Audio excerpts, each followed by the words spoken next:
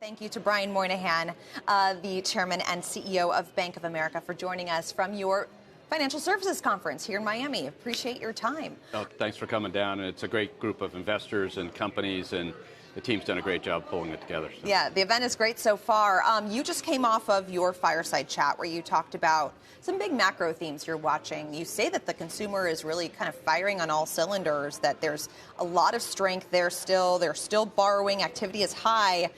But you juxtapose that to kind of the commercial sector, and you see that kind of moderating a little bit. And as we look ahead to the Fed minutes later today as kind of a news peg here, I'm curious what you think all of this means for the Fed's kind of decision-making as it pertains to monetary policy.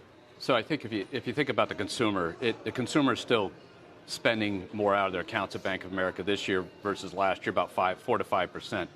Last year at this time, that would have been 9 to 10%. So it's slowed down, and it's consistent with a lower growth, lower inflation economy. And that's good news because the consumer isn't going south and is not spending. They have money in their accounts, their capacity to borrow. There's a lot of concern about the aggregate debt levels, but if you actually normalize them for the growth in the economy, they're kind of in the same place as they were pre-pandemic, so that's good.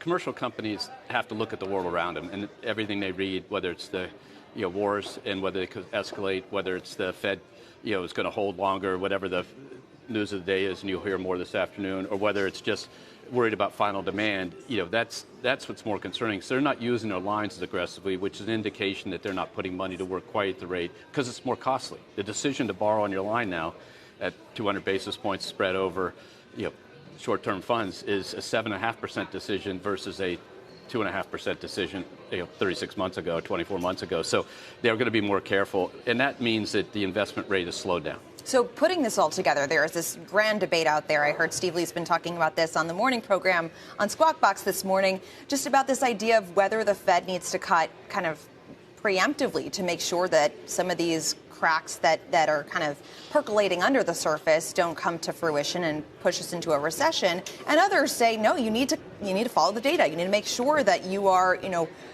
not being too easing in order to make sure that inflation is officially stamped out. Based on kind of your vantage point, where are you on that debate? So our team, the research team, which is number one in the world, has 3 cuts this year, 4 cuts next year, and they've revised theirs from 4 cuts down to 3 cuts. And that's this debate about whether the data that just came out in the last few weeks shows the economy and the inflation is coming down, but not quite at the rate people had hoped. And so they've got to have a clear path. The Fed's not being mysterious. They're saying we have to have a clear path down to the 2% target.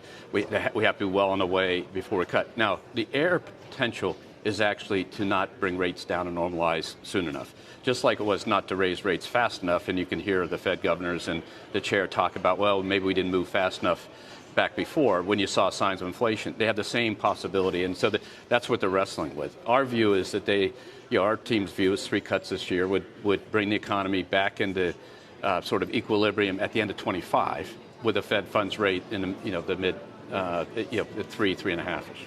My colleague Jim Cramer has a question for you back in studio. Jim? Yeah, Brian, what price of anything is down from 2 years ago? I'm sorry, Jim, I didn't hear you quickly. I'm trying to figure out what price, house, car, rent, what is down so that we should feel confident that the Fed should cut? The end of the day is the pricing went up and wages went up. They just went up in 2 different cycles. And so the wage growth that occurred early in the post-pandemic cycle and the contribution from the government to them added a lot to consumers' firepower. The problem is then the pricing caught up with it. And now we're trying to get that back in equilibrium. So it'll take people get used to mortgage rates of 7%. Jim, you well know, because you're about as old as I am, so we've been around a while, that was what we used to think was a good mortgage rate. It's just that for 15 years we had no real rate structure, rate structure in the United States and around the world, and so people got used to lower rates. It'll take time to do that. That'll work itself through the system and as rates normalize. The inversion of the curve has to be corrected. There has to be some changes made, but when you think about it overall, Jim, the reality is, yes, prices are up, but wages are up, unemployment's down, people are earning money, and so that's the tug of war that's going on. And they've moved the consumer to a different level of spending and capabilities. Will that hold is going to be an interesting question. Yeah, but 12% mortgage for me first time, Brian. So, yes, we are similar age. Yesterday, kind of an amazing tie-up. Capital One with Discover Financial. Is this something that you think should be investigated by the FTC because it might actually cut back competition in the credit card business?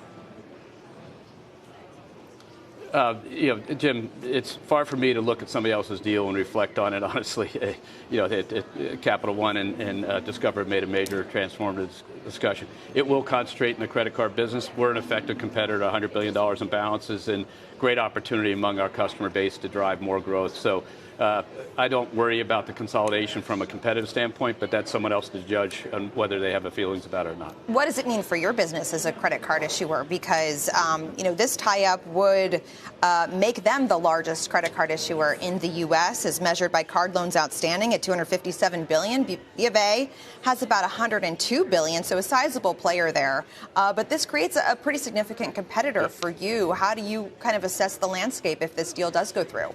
Well, at the end of the day, if you go back and look historically, after the MBNA transaction, Bank of America rose to the top of the credit card outstandings. We've been more cautious and direct on how we do it. We do it for our customers. We drive the business to be in affinity with our Bank of America customer base. We drive the business to have great credit underwriting. And in the world where we're talking about normalization of credit, we're talking about getting back to a 3% charge-off rate. We underwrite to higher rate tolerance and higher loss rate tolerance in that. We're underneath that.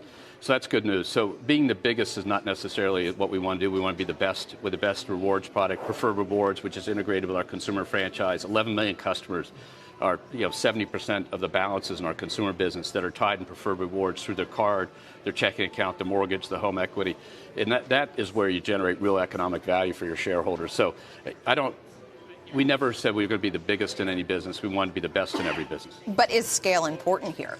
It is. But the scale, our scale and their scale is not much different. When you look at operating costs, if I were a $20 billion issue, it might be concerning. But at $100 billion plus, we did 4 million new cards last year. We're growing exactly the way we want. And, our balances grew 10% year over year.